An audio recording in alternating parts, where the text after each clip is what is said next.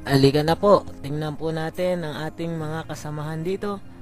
Ang pamilya po ni Agnes.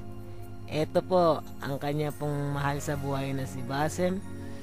Siyempre pa si Ahmad, ang kanyang panganay. Pero tingnan nyo, siga talaga si Yusef.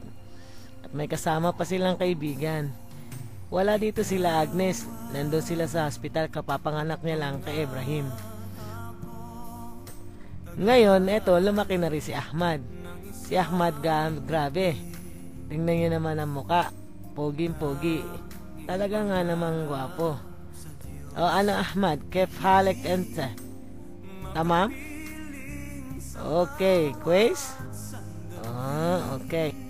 Ayun, ngumiti pa si Ahmad. Grabe talaga. Para bang nagsasabi na, Auntie, bigyan mo ako ng pera.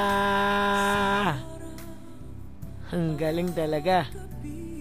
Ayan ang kanyang butihing ama. Parang siya na po ang kanilang mami.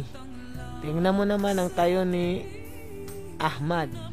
At grabe rin si Yusef. Ang kanila pong papa, ayun, parang hindi ko maintindihan kung ano ba talaga. Ano ka ba? Mami, antindi mo. At eto pa si Yusef. Kamukha talaga ni Rapi Boy. Nakita mo naman. Okay na okay ano. Wow. Kasi tigas ang ulo. Mano pa ang kunot na no, manang-mana to tiyak sa kanyang mami Agnes. So, that's all for today. Yan po ang pamilya po ni Agnes. Bye-bye.